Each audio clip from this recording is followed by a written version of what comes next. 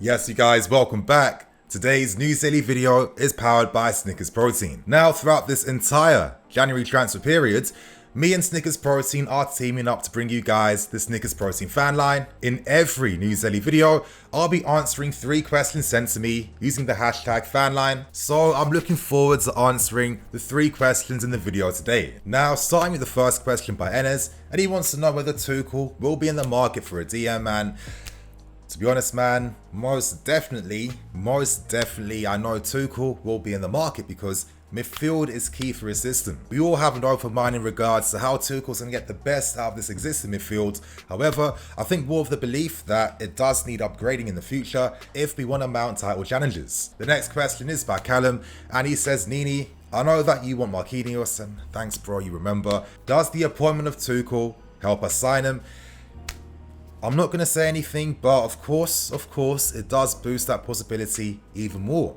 Players like Marquinhos, do they want to forever remain at Paris Saint-Germain, or is it not time now for Pascal's new? Considering he's become a world-class elite holding midfield player, do not be surprised if attempts are made to sign him this summer. And to answer the final question by Ralph, he wants to know if there's still interest in Sancho and Rice.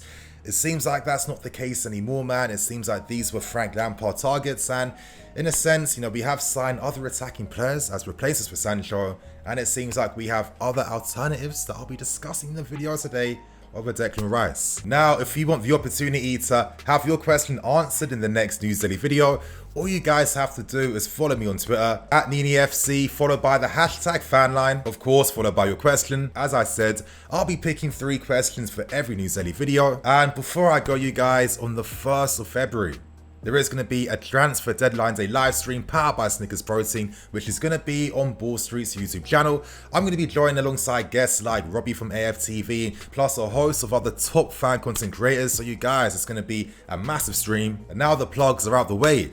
The Thomas Tuchel takeover, it continues, you guys. In today's news daily video, I'm here to break down the transfer targets that Tuchel has his eye on, targets he feels can take us to the next level. I'll be discussing the goalkeeper, the defenders, the centre backs, and the strikers that could possibly be on the cards for this summer. So I hope you guys enjoy. If you're excited by proceedings, smash out of that like button. I want to go over 3,000 likes today. And to break down the news, an article was released by Eurosport written by Dean Jones, where he details some of the targets in the areas that Tuchel is hoping to strengthen in the upcoming window. Thomas Tuchel, he's really tasked with bringing the success to the club. Romans told him he has to close the gap between Liverpool and Man City. This season, we know he has to secure a top 4 finish and get UCL qualification. But for next season, you guys, Tuchel is expected to mount a title challenge. So if he is to mount a title challenge, he's going to need the players of that caliber to come in, help the team out, improve the overall quality, and take us to that levels that your Cities and Liverpools are currently at. So let's break down the areas we're looking at. Let's break down the transfer targets we're looking at, starting with the goalkeeper. And the irony is that the club are still looking for suitors to take Kepa off our hands. Now, it is going to be quite difficult. Kepa's on a massive contract, nearly 200,000 a week. He costs 72 million. Our record transfer, he cost 72 million, and even though Kepa felt like Lampard affected his confidence, it does feel like the club have decided themselves that he isn't the goalkeeper to take us to the next level. So irrespective of the fact that we recently signed Edouard Mendy in the previous window, the club feel like there is no guarantee at this point in time that Mendy right now is that goalkeeper you can rely upon to mount a title challenge. With stories like this, they can evolve as the season does progress. I think we've seen enough positives in Mendy's game. However, when it comes to goalkeeping targets, it does feel like the club have decided that it will be entirely down to Petr Cech and his team of advisors to find the best possible candidates. So, we've been linked with your Donnarummas, we've been linked with your Oblaks. Who knows, you guys? Who knows what's coming this summer? And now we move on to the centre backs on the shortlist that Tuchel wants and is looking at. Starting with the first one, and that is Marquinhos from Paris Saint-Germain. Now, of course, I've spoken about how I like to sign a player like Marquinhos, seeing how he excelled recently under Paris Saint-Germain, seeing his performances in the UCL as well.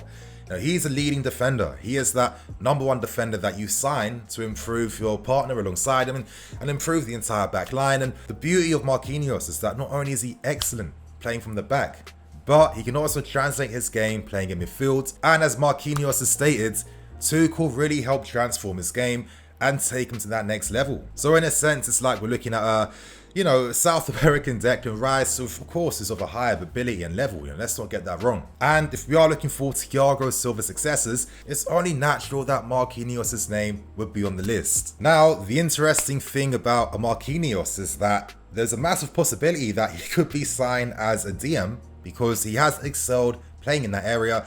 And as Tuchel himself has said, Marquinhos is the heart and soul of his former Paris Saint-Germain team. So you guys, let's see what happens this summer. But now moving on to another centre-back that is resurfacing again. It is David Alaba. This was reported by Nazar Kinsella from Goal.com, and he states that interest has resurfaced for David Alaba, and for a very good reason. A player of his ability, a world-class player. Available on a free, every club, every serious club is going to be after him. Now, considering that Alaba is available on a free, meaning that the only expenses that you're paying towards are his signing on fee, agent fees and his contracts, this gives us the advantage that we could financially compete against the La Liga teams and your Real Madrids, your Barcelonas and other serious teams after him too. Interestingly enough and unsurprisingly, Tuchel was also interested in signing Alaba for Paris Saint-Germain, and considering that he used Marquinhos as a DM, considering that he wanted David Alaba, is there a big possibility now that for next season there's plans to sign both players? Considering the news that Alaba had supposedly agreed a pre-contract agreement already with Madrid, it came out from his dad that that is not necessarily the case, but who knows, it could be saving face, it could be anything. It really seems like the club are looking to upgrade the defence for next season, because if you want to mount a title challenge, you need to have a serious defence. Now we move on to two other targets, but before we do that, we have to speak about N'Golo Kante, because the reports that came out were correct. You know, Kante currently is feeling disillusioned at the club. There's a multitude of things. He does feel like maybe it's time for Pascal's new and to try something new in football. Now, you know, he's one of the oldest players in the team, and he does feel like some of his boys, his guys have left the club, and you know, even though he's cool with all his teammates, he feels like he can't fully be himself and express himself because there is a bit of a generation divide, which is only natural. So at this point in time, Kante does want out. However, he's not pushing and forcing it. He's hoping the club will allow him to leave, and you know, if we were to sell an N'Golo Kante that wants out, you're commanding a ton of money for him that could be reinvested into a Marquinhos or other players. Of course, for me personally, it would be sad. You know, Kante is a player that you have in your team that helps you win trophies and titles. We've seen it with us. We've seen it for France in the World Cup and internationally. It also brings up interesting questions about how lots of our world-class players over the past few years have felt the same disillusionment and asked to leave. So Tuchel has a problem on his hands, but if he could turn it around, I would not be surprised. And you know, there's still plenty of time before the season ends. So I'm bringing up this story because this follows on to other targets the club are looking at. These two players both play for Dortmund,